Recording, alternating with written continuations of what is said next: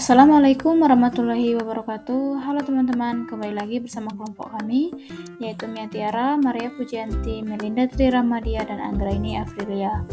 Baiklah, pada kesempatan kali ini, kelompok kami akan membahas topik 5, demonstrasi kontekstual pada mata kuliah perencanaan dan pengembangan kurikulum. Rancangan pembelajaran dalam UBD adalah suatu rancangan pembelajaran yang disusun dengan alur mundur, dimulai dari menentukan tujuan, menentukan asesmen, dan menentukan kegiatan pembelajaran. Merancang mundur berarti kita menggunakan pendekatan yang berorientasi pada hasil. Guru mendefinisikan hasil pembelajaran, menentukan teknik yang mendorong pada pencapaian tujuan, kemudian baru merancang pembelajaran dengan menggunakan metode where to. Adapun 7 komponen dalam metode where to, yang pertama ada W, yaitu where and why, yang kedua hook and hold, yang ketiga explore and experience, yang keempat reflect, rating and revise, yang kelima ada evaluasi work and progress, yang keenam ada tailor and personalize the work, yang ketujuh ada organize for optimal.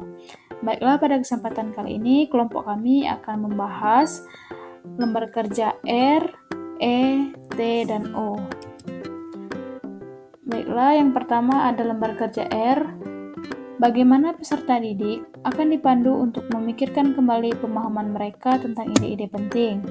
Di sini guru dapat memberikan pertanyaan pemantik dan peserta didik diberikan kesempatan untuk menjawab dan menanggapi jawaban temannya.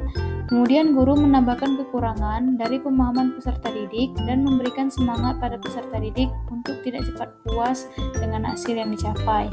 Yang selanjutnya, bagaimana produk dan pertunjukan peserta didik dapat ditingkatkan melalui revisi berdasarkan penilaian diri dan umpan balik.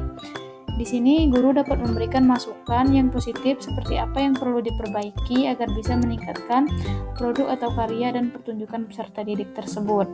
Yang ketiga, bagaimana peserta didik didorong untuk merenungkan pembelajaran dan kinerja mereka.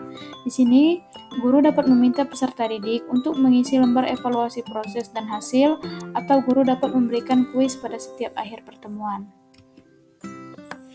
Berdasarkan jurnal yang berjudul Analisis Pengembangan Rancangan Pembelajaran dengan Pendekatan UBD, telah direview bahwa UBD sudah diimplementasikan di Indonesia dengan menerapkan dalam proses pembelajaran di kelas, dengan menggunakan metode rancangan where to, dan dinyatakan efektif untuk digunakan, serta terlihat dapat meningkatkan motivasi serta aktivitas belajar siswa.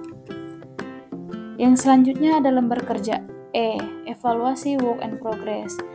Bagaimana cara peserta didik dibimbing dalam penilaian diri, evaluasi diri, dan penyesuaian? Di sini guru bisa memberikan rubrik penilaian, sedangkan untuk evaluasi diri, peserta didik menggunakan lembar penilaian, evaluasi hasil, dan proses. Pada penyesuaian diri, yaitu dengan cara mendorong peserta didik untuk membuat tindakan berdasarkan hasil penilaian dan evaluasi mereka.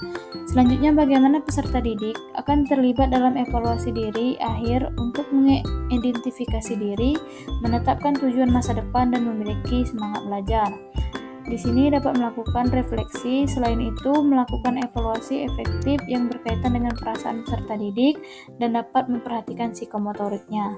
Selanjutnya, bagaimana peserta didik akan dibantu untuk melihat dari apa yang telah mereka pelajari dan apa yang membutuhkan untuk penyempurnaan lebih lanjut.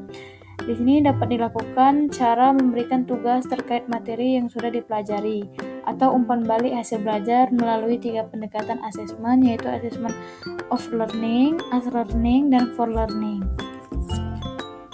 Berdasarkan review jurnal Inovasi Pendidikan Matematika dengan judul Pengembangan Model Ajar Matematika Berdiferensiasi Berbasis UBD oleh Zuhadur, Rais, Aryono Putra, dan kawan-kawan, bahwa tahapan pembelajaran harus didasarkan tujuan pembelajaran dan evaluasi.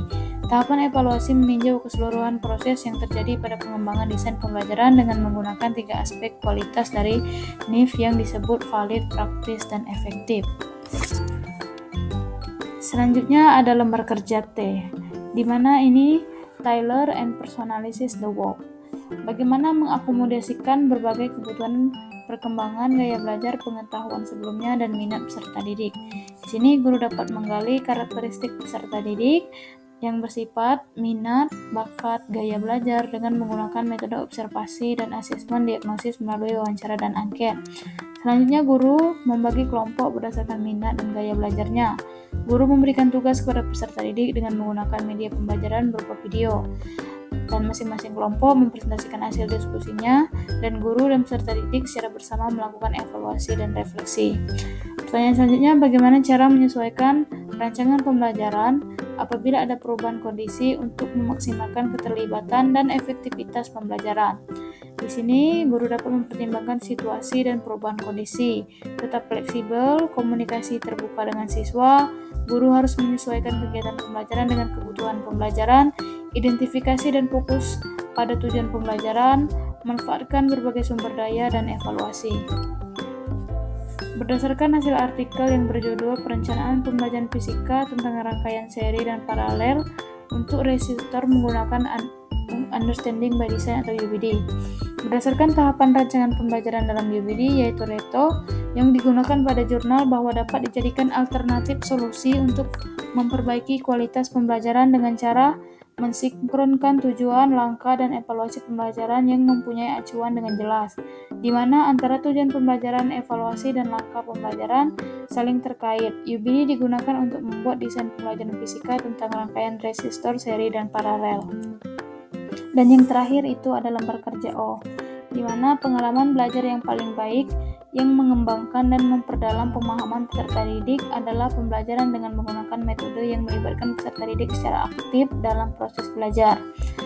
Meminimalkan kesalahpahaman. Di sini memberikan penjelasan dengan bahasa yang sederhana dan dapat dipahami siswa. Memberikan kesempatan siswa untuk bertanya dan melakukan umpan balik untuk memastikan pemahaman siswa. Selanjutnya, mengatur dan mengurutkan pengajaran dan pembelajaran untuk memaksimalkan keterlibatan efektivitas. Penyusunan rancangan pembelajaran yang sistematis, berorientasi tujuan, dengan metode yang sesuai dengan karakteristik peserta didik, menggunakan media yang menarik, menciptakan suasana ruang kelas yang nyaman, membuat kesepakatan aturan selama belajar, memberikan pertanyaan pemantik di awal belajar, dan melakukan ice breaking agar siswa tidak mengantuk dan bosan. Berdasarkan artikel yang berjudul The Effectiveness of UBD, The Concept of Workshop and Islamic Religious Education by Organized Islamic Boarding School Activities for Elementary School Students. Hasil penelitian menunjukkan peningkatan aktivitas siswa, keterampilan kooperatif, dan prestasi belajar siswa pada mata pelajaran pendidikan agama Islam melalui pembelajaran dengan menggunakan simulasi kegiatan pesantren kilat bagi siswa kelas 4 SD Negeri 100 Pancur Batu pada semester 2 tahun pelajaran 2018-2019. Proses pembelajaran dilakukan dalam 3 siklus atau putaran untuk memperkecil kemungkinan kesalahpahaman siswa terhadap proses pembelajaran. Guru telah memberikan arahan dalam proses pembelajaran selanjutnya, dilakukan diskusi dan evaluasi kegiatan yang dilakukan oleh siswa. Baiklah, itulah presentasi dari kelompok kami. Kami akhiri. Wassalamualaikum warahmatullahi wabarakatuh.